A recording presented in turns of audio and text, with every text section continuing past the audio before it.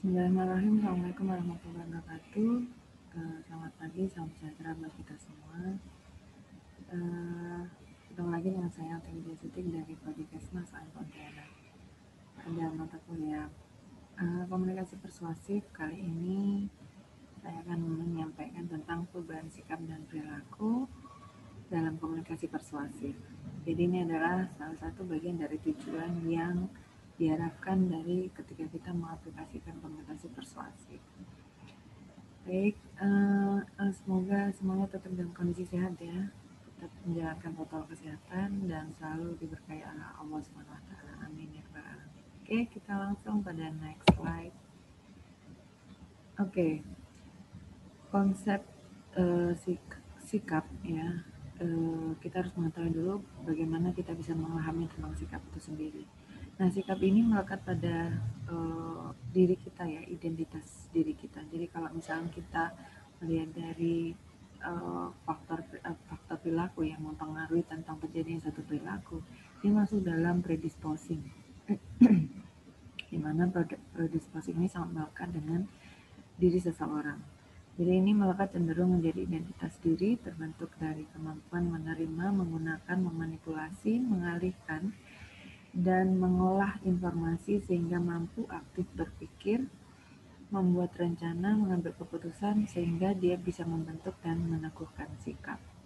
Kalau kita bisa melihat dari gambar yang sebelah sini ya, di sini nih seperti hal-hal yang ada di dalam domain kognitif. Jadi ini adalah konsep sikap. Ada kognitif, ada psikomotorik, ada afektif. Ini urutannya kalau kognitif ini memang berada di nomor 1, kemudian baru kita mengarah kepada afektif. Nah, setelah afektif baru psikomotorik. Jadi kognitif itu seperti ini. Dia itu mempunyai suatu pemahaman.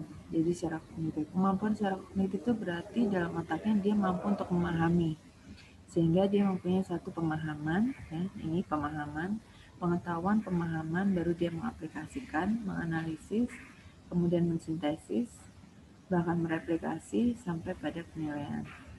Jadi domain kognitif ini diperlukan sebelum kita melihat bagaimana domain afektifnya.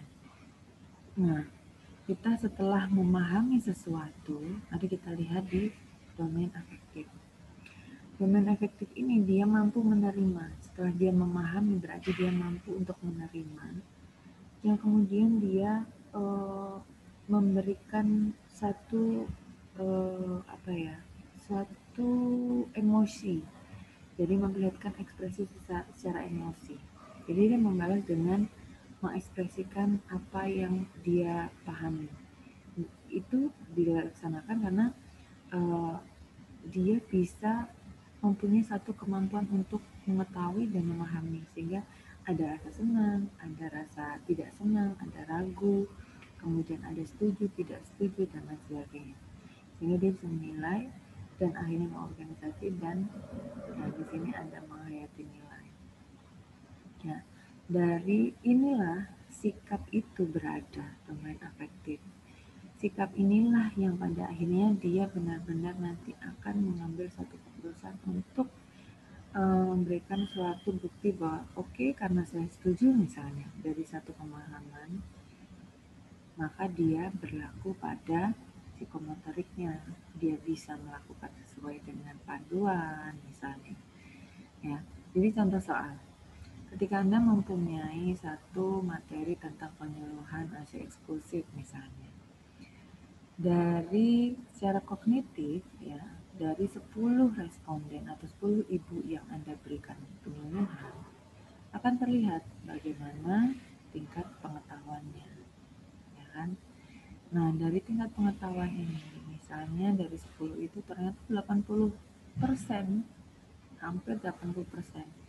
Tingkat pengetahuannya meningkat baik lebih dari atau hampir 100% misalnya. Dari yang sebelumnya hanya sekedar 20% pengetahuannya tentang ASI eksklusif. Nah, setelah melakukan penyuluhan, maka tingkat pengetahuannya meningkat drastis sampai hampir 100%, sebanyak 80% dari 10 orang. Nah, dari situ kita mengukur Nah, nanti kita akan mengetahui ya tingkat atau level ukuran sikap seseorang. Ketika dia menjawab senang ya dengan hal-hal yang dilakukan, setuju, tidak setuju, kita akan bisa melihat seberapa besar uh, apa ini kemampuan dari afektifnya. Maksudnya sikapnya dia itu seperti apa setelah dia mengetahui berbagai macam pengetahuan yang sudah Anda berikan dalam penyuluhan tersebut. Itu kita bisa mengukur. Dan alat ukurnya itu kita biasa menggunakan skala Likert. Ini saya tidak menjelaskan secara detail untuk skala Likertnya, tapi nanti akan saya berikan tambahan tentang bagaimana skala ukur untuk sikap. Ya. Jadi itu akan sangat bermanfaat ketika Anda melakukan suatu penelitian, terutama yang melakukan dengan desain eksperimen, ya, deskriptif eksperimen seperti itu. Nah, kalau misalnya kita melihat dari segi kemanfaatan, ya kenapa kita harus mengukur sikap, karena kita pengen tahu gitu loh seberapa besar sih mereka bisa mempunyai kemampuan dalam mengekspresikan secara emosional, sehingga itu akan memperkuat ini meneguhkan sikap dan mereka bisa lebih mampu untuk melakukan tingkah lakunya ini ya, psikomotorik. Nah, urutannya sebenarnya ketika kita sudah memahami sesuatu ya, seseorang itu memahami tentang sesuatu, dia akan mengekspresikan secara emosional, dia suka atau tidak suka ya, sampai pada akhirnya dia bisa mengekspresikan atau menerapkan apa yang dia pahami. Karena dia senang, dia memahami. Nah, dari psikomotorik ini, setelah dia mengetahui, setelah dia memahami, setelah dia menerapkan, ketika penerapan ini dilaksanakan secara berulang-ulang ya, sehingga menjadi suatu kebiasaan, maka muncullah perilaku, behavior ya. Jadi behavior itu tidak serta-merta pada saat itu kita ukur dalam waktu yang singkat, tapi perilaku itu kita butuh melihat kebiasaan dia, keseharian dia, bagaimana dia menerapkan sebagai itu menjadi kebiasaan dia. Nah, kalau kita memahami seperti itu, kita mungkin bisa mempunyai gambaran bagaimana kita bisa mengubah perilaku seseorang dalam hal kesehatan untuk bisa lebih baik. Jadi setelah dia memahami tentang ASI eksklusif, dia senang dengan pengetahuan tersebut, dia memahami cara-cara bagaimana menjalankan pemberian ASI eksklusif kepada bayinya, maka dia terapkan. Nah, psikomotorik ini terlihat bagaimana dia menerapkan, dia mengupayakan untuk menerapkan semua pengetahuan yang dia pahami. Misalnya tidak hanya tentang ASI eksklusif adalah, tapi bagaimana misalnya tentang menyimpan ASI perah untuk ibu bekerja, sehingga dia tetap bisa memberikan ASI eksklusifnya kepada bayi mulai dari 0 sampai 6 bulan. Nah, hal-hal yang seperti itu yang penting untuk kita ukur, untuk kita lihat bagaimana penerapannya. Apakah dia mampu untuk menerapkan sekali itu? Apakah dalam suatu penelitian eksperimen kita bisa mengukur ketiga hal ini? Bisa. Ya, selama kita mempunyai alat dan bahan yang diperlukan, semuanya bisa. Asalkan kita tidak mengukur perilaku. Ya.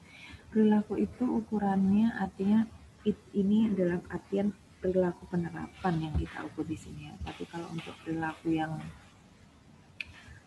dalam artian sudah menjadi behavior, kita tidak bisa mengukur dalam waktu yang singkat atau satu kali waktu itu, sehingga kita perlu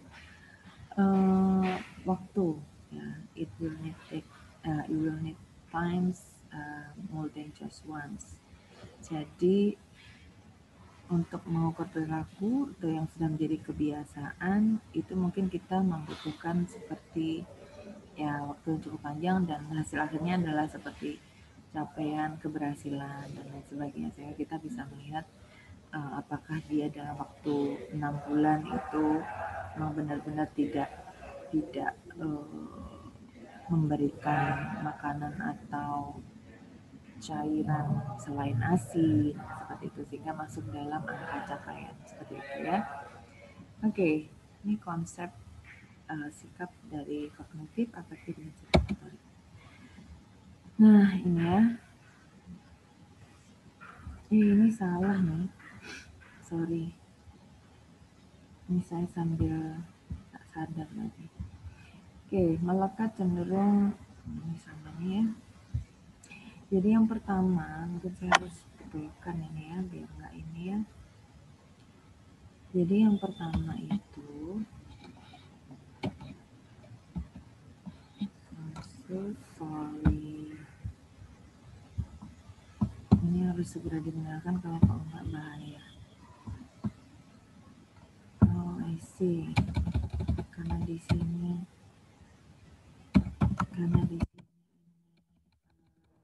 stepnya nomor jadi mungkin saya kemarin mikirnya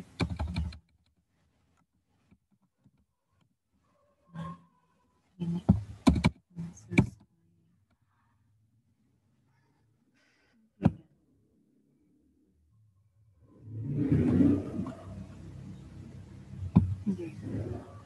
nah jadi seperti ini ya, kognitif, afektif, konatif. Oke, jadi masih ingat ya, nanti saya akan berikan yang sudah benar ini ya, Anda bisa baca. Nah, pada akhirnya kita harus bisa melihat bahwa konsep perilaku ini memang kita butuhkan dalam satu program ini ya, penyelesaian masalah, intervensi. Jadi melalui proses persepsi di dalam otak, sikap terbentuk, dan melalui sikap seseorang maka diharapkan perilaku akan terarah sesuai dengan sikapnya. Nah, perilaku dalam hal ini untuk satu kali waktu yang bisa diukur ya berarti penerapan gitu maksudnya ya. Nah, penerapan ini harapannya kan menjadi satu kebiasaan atau behavior sehingga kita bisa melihat benar-benar bahwa ini melekat. Perilaku pun itu bisa melekat ya. Jadi misalnya tadi saya contohkan untuk ASI eksklusif itu perilaku. Nah, perilaku ini harapannya bisa melekat. Jadi tidak hanya satu kali ketika kita memberikan paparan informasi, tapi dia bisa menjadi satu kebiasaan yang dia butuhkan setiap hari, setiap saat ya. Sehingga ini bisa menjadi satu perilaku yang diharapkan. Oke? Jadi paham ya? Jadi sebelum kita mengarah kepada bagaimana kita bisa merubah perilaku, yang kita harus ubah adalah sikapnya. Nah, untuk bisa merubah sikap, kita bisa merubah atau memperbaiki dari sisi kognitifnya, yaitu dari pemahaman, pengetahuan. Baru kita bisa melihat afektifnya. Afektifnya apa yang dilihat? Sikap. Apakah afektif itu hanya berupa sikap? Tidak. Yang kita bisa ukur itu banyak sekali. Bisa keyakinan, bisa anxiety itu kayak keraguan, kesiapan ya, persiveness dan lain sebagainya yang berhubungan dengan kesiapan ya, kesiapan. Nah, baru di situ kita bisa melihat psikomotoriknya. Setelah psikomotorik oke, dia berhasil semuanya menyesuaikan dengan pemahaman dan sikap, maka barulah kita bisa melihat penerapannya bagaimana. Penerapan yang berulang, barulah kita bisa melihat bahwa oke, perilakunya sudah berubah. Nah, seperti itu. Nah, ini contohnya. Ya, karena kognitif ini adalah menekankan aspek intelektual seperti pengetahuan, pengertian, keterampilan berpikir. Afektif menekankan aspek perasaan, emosi seperti minat, sikap, apresiasi, cara penilaian diri, dan lain sebagainya. Untuk psikomotorik menekankan aspek keterampilan motorik seperti tulisan tangan, mengetik, berenang, berlari, menerapkan cara untuk memerah ASI, menerapkan cara untuk menyimpan ASI, itu bagian dari psikomotorik ya. Oke. Oke guys, saya rasa itu saja untuk konsep sikap dan perilaku. Mudah-mudahan bermanfaat and I'll see you next. Terima kasih. Assalamualaikum warahmatullahi wabarakatuh.